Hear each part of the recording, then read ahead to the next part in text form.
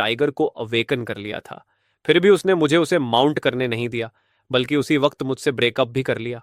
मैंने उसे शांति से याद दिलाया कि फैसला लेने से कम मेरे अवेकनिंग के खत्म होने तक इंतजार कर ले, लेकिन वह मुझ पर हंस पड़ी और बोली कि मैं तो उसके जूतों को चाटने के भी लायक नहीं हूं। मैंने कोई जवाब नहीं दिया। मैंने तय किया कि अपने एक्शन से ही उसका मुंह बंद करूंगा। लेकिन जब मैंने अवेकनिंग स्फीयर पर हाथ रखा तो उससे जरा सी भी रोशनी नहीं निकली। ये देखकर मेरे क्लासमेट्स मेरी शेखी पर हंसने लगे और टीचर्स ने निराशा से सिर हिला दिया। लेकिन अगले ही पल आसमान में गरजता हुआ थंडर गूंज उठा और एक सुनहरा वॉर्टेक्स अचानक मेरे पूरे शरीर को ढक गया। मेरे पास खड़े एक प्रोफेसर खुशी से पागल हो गए, क्योंकि ऐसा फिनोमिनन बिना शक एस रैंक टैलेंट का संकेत था। फिर अवेकनिंग स्फीयर पर एक लाइन दिखाई दी, Qinfeng SS rank primordial talent, origin of all things. ये खबर सुनते ही पूरा मैदान जैसे फट पड़ा। यहां तक कि प्रिंसिपल भी अपने ऑफिस से दौड़ते हुए ट्रेनिंग ग्राउंड तक आ गए। उनकी बूढ़ी आंखों से आंसू बह रहे थे और वह चिल्ला रहे थे कि इंसानियत की उम्मीद फिर से जन्म ले चुकी है, स्वर्ग मानवता की रक्षा करे। भीड़ में मेरी एक्स गर्लफ्रेंड लू रुयंट पूरी तरह स्तब्ध खड़ी थी। उसे उम्मीद नहीं थी कि इतना तेज पलटवार होगा। इससे पहले कि वह मुझे वापस पाने का कोई तरीका सोच पाती, दर्जनों लड़कियां मुझे चारों तरफ से घेर चुकी थीं। सब मुझसे पैक्ट करना चाहती थीं और कह रही थीं कि वे मेरे लिए कुछ भी करने को तैयार हैं। तभी मुझे समझ आया कि हम एक ऐसे युग में जी रहे थे जहां लोग बीस्ट्स को कंट्रोल करते हैं, लेकिन यहां जिन बीस्ट्स को कंट्रोल किया जाता था वे असल में लड़कियां थीं। हर लड़की एडल्ट होने से पहले अवेकनिंग से गुजरती थी, जिससे उसके अंदर सोया हुआ ब्लड जाग जाता और वह अलग अलग भयानक बीस्ट्स में बदल सकती थी। जबकि लड़के अवेकन होकर बीस्ट मास्टर्स बनते थे और फिर किसी लड़की के साथ पैक्ट करके उसके पार्टनर बनते थे। लेकिन अगर कोई लड़की जिसने बीस्ट ब्लड अवेकन किया है किसी मास्टर के साथ पाक्ट नहीं करती, तो धीरे धीरे उसकी समझ खत्म हो जाती है और वह एक पागल जंगली बीस्ट बन जाती है जिसे सिर्फ कत्लेआम करना आता है। उस पल मैं सबका चहेता बन चुका था और अनगिनत लड़कियां अवेकनिंग प्लेटफॉर्म पर चढ़ने के लिए धक्का मुक्की कर रही थीं। तभी लू रुयान भीड़ को धक्का देते हुए चिल्लाई, तुम सब कचरा हट जाओ। अगर भाई किनफेंग को पैक्ट करना है तो वह मेरे साथ करेगा। मैं एक एस रैंक बीस्ट हूं। मैंने उसे ठंडी नजर से देखा। अभी कुछ ही देर पहले तो वह मुझे हर वक्त कचरा कह रही थी, लेकिन अगले ही पल लू रुयान ने अपने एस रैंक बीस्ट ऑरा को रिलीज किया और बाकी सारी लड़कियां तुरंत चुप हो गईं। यह देखकर मैंने तिरस्कार से हंसते हुए कहा, तुम तुम इसके लायक हो। लू रुयान ने हाथ बांध लिए जैसे मुझ पर एहसान कर रही हो और ठंडे स्वर में बोली, किनफेंग, ज्यादा मत सोचो। मैं अभी तुम्हारे साथ पैक्ट करने को तैयार हूं। और क्या चाहिए तुम्हें? उसकी बातें सुनकर आसपास के लोग हैरान रह गए। क्या उसे हालात की समझ नहीं थी? यहां तो वही मुझसे भीख मांग रही थी। मैंने ठंडी हंसी हंसी और उसकी तरफ ध्यान देना बंद कर दिया। फिर मेरी नजर उस लड़की पर गई जो प्लेटफॉर्म पर चढ़ रही थी, और उसे देखकर मेरे मुंह से गाली निकल गई, क्योंकि मैंने एक 3 पैरों वाला कौवा देखा। क्या यह 3 लेग्ड गोल्डन क्रो हो सकता है? लॉर यूयांट यह देखकर दांत पीसने लगी कि मैं उसे नजरअंदाज कर रहा हूं। वह लड़की हल्के नीले रंग की लंबी ड्रेस पहने हुए थी। उसका चेहरा बेहद खूबसूरत था, जैसे किसी पेंटिंग से निकली हुई परी हो। उसका नाम वाई क्विंगसू था। वह पूरे स्कूल में फर्स्ट रैंक पर थी और अनगिनत लोगों के दिलों में एक अनरिचेबल गॉडेस की तरह थी। लेकिन सिर्फ वही जानती थी कि यह सब बस दूसरों की बनाई हुई एक झूठी छवि थी।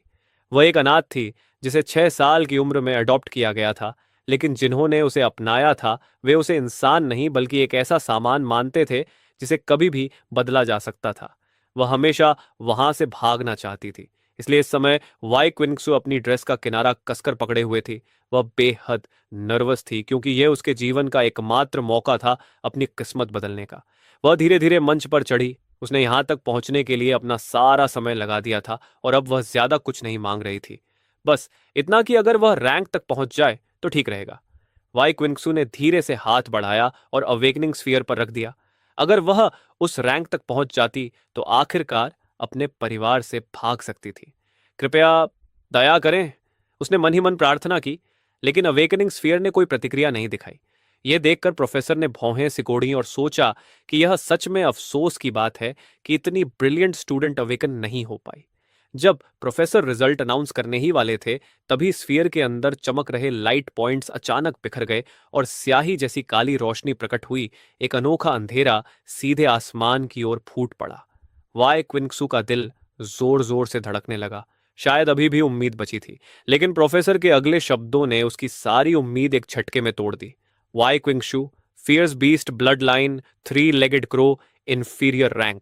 जैसे ही प्रोफेसर ने यह कहा, आसमान से एक लोहे का पिंजरा गिरा और वाई क्विंगशू को मजबूती से कैद कर लिया। वह अपार निराशा में डूब गई और जमीन पर ढह गई। ये एक खास केज था जो फियर्स बीस्ट को बंद रखने के लिए बनाया गया था, अवेकनिंग सेरेमनी के लिए हमेशा तैयार रखा जाने वाला जरूरी इंतजाम। हालांकि इसका इस्तेमाल बहुत कम होता था, लेकिन इसका होना जरूरी था। जो क्लासमेट्स कल तक उसकी तारीफ करते थे, वही अब उसकी इंफीरियर बीस्ट नेचर देखकर उसका मजाक उड़ाने लगे। कितनी बदकिस्मती है, यही है वो मशहूर जीनियस।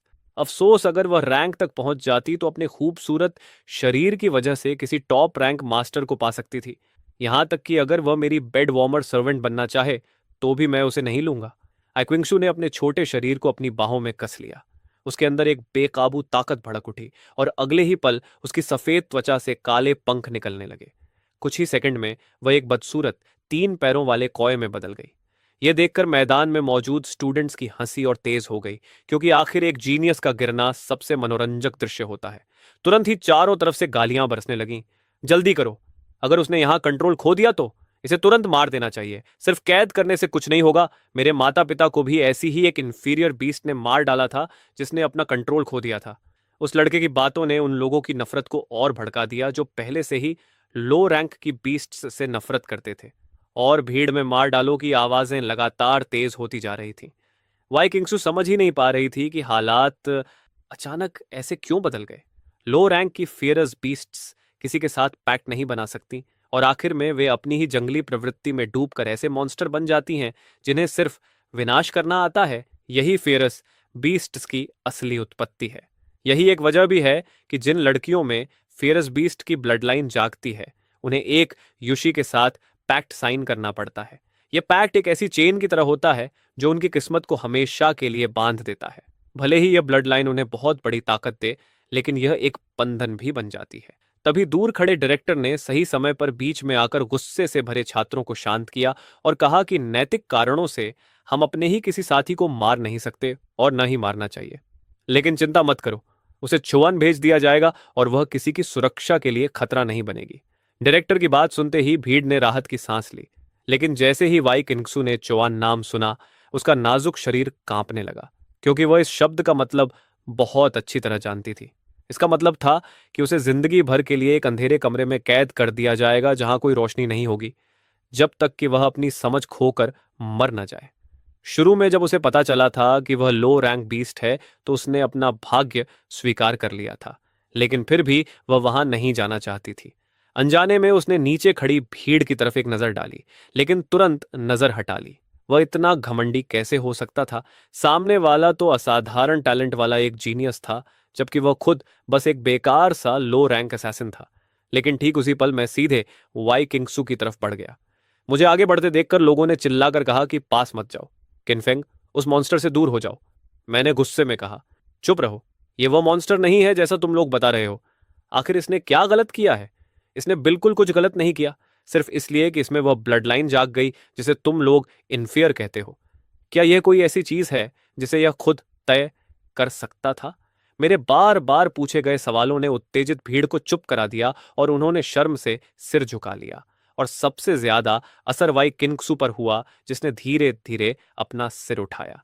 वह सिर जो हमेशा बीमार सी विनम्रता से झुका रहता था। तभी उसने एक ऐसा दृश्य देखा जिसे वह अपनी पूरी जिंदगी कभी नहीं भूल पाएगा। मैं सीढ़ियां एक एक कदम चढ़ते हुए उसकी तरफ जा रहा था। वह पूरी तरह अकेला नहीं था, कम से कम एक व्यक्ति तो उसके साथ था। मेरे हर कदम की आवाज जैसे उसके दिल में गूंज रही थी, और उसका सबसे पागलपन भरा सपना आखिर सच हो रहा था।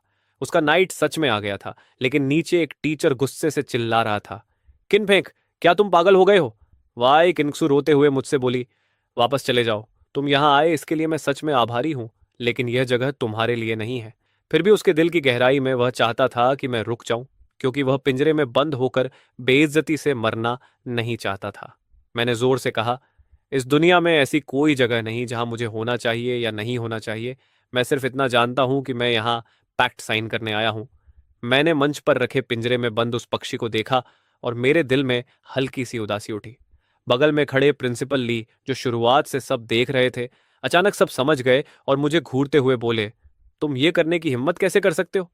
इस दुनिया में एक नियम सबको पता है कि एक बीस्ट मास्टर सिर्फ एक ही बीस्ट गर्ल के साथ पैक्ट कर सकता है। यही कारण है कि जब किसी में रैंक 3 का बीस्ट मास्टर टैलेंट जागता है, तो अलायंस उसे खास सुरक्षा देता है और पूरे देश से सबसे बेहतरीन लड़कियों को चुनकर उसके साथ पैक्ट कराने की तैयारी करता है। ये एक प्रिविलेज भी है और उनके स्कूल का सम्मान भी।